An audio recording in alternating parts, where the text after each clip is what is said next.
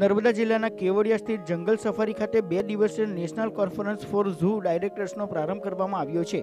આ કોન્ફરન્સમાં પ્રાણી સંગ્રહાલયમાં રહેલ વન્ય જીવ સૃષ્ટિના સંવર્ધન અને સંરક્ષણ સહિતના મુદ્દાઓ પર ચર્ચા વિચારણા કરવામાં આવી રહી છે। ઉપરાંત દેશના અલગ અલગ પ્રાણી સંગ્રહાલય છે જેની અંદર પ્રાણીઓને રાખવામાં આવે છે તેમાં હજુ વધુ સારી કક્ષાની કેવી રીતે સગવડો ઊભી કરવામાં આવે તે બાબતે ચર્ચા વિચારણા કરવામાં આવી હતી। આજે કોન્ફરન્સના પ્રથમ દિવસે દીપ પ્રાગટ્ય બાદ કોન્ફરન્સની શરૂઆત કરવામાં આવી હતી।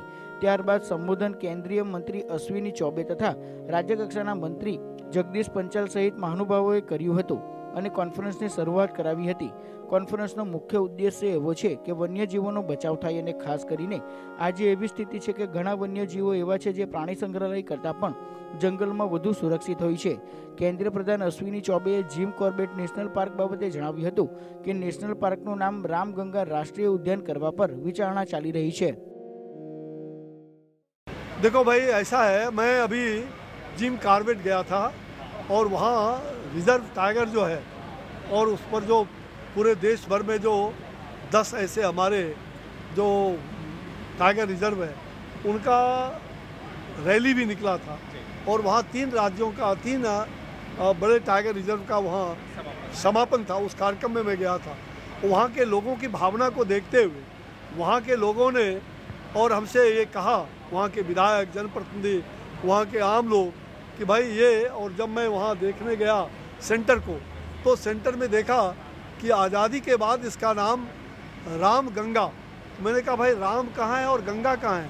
तो राम तो अयोध्या का जन्मभूमि है और गंगा तो हमारा हिमालय से वहाँ से चला, तो यहाँ राम गंगा कहाँ से आ गया?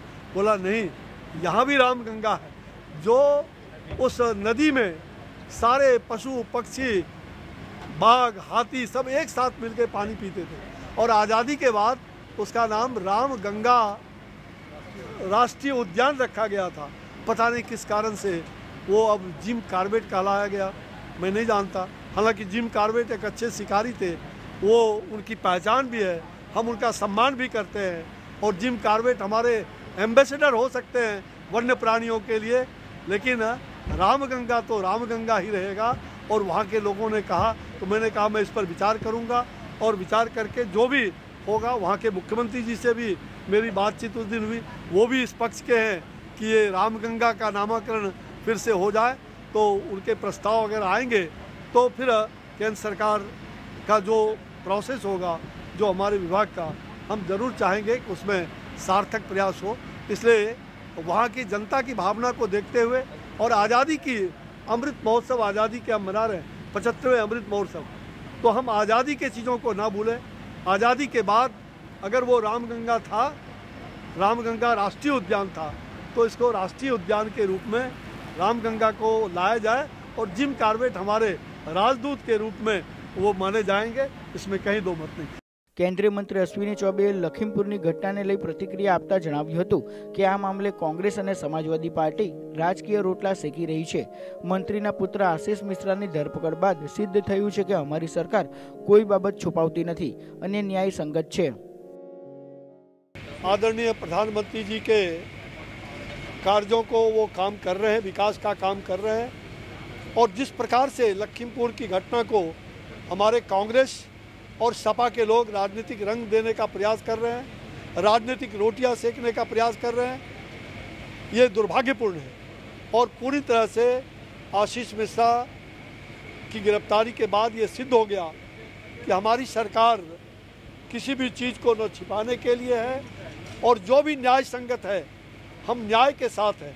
हमने जुडिशियल को भी गठन कर दिया, हमने मुआवजे भी दिए। अब ये किसान रैली कर रहे हैं, भाई ये कोई रैली करो, किसानों ने तो स्पष्ट कह दिया कि हम सरकार के कदमों के साथ हैं और इस प्रकार से राजनीतिक भड़काव करके लोगों में ये चुनाव के कालखंड में इनका जो यह दृष्टि है, ये गिद्ध दृष्टि, इस गिद्ध दृष्टि से जनता का कल्याण नहीं होगा।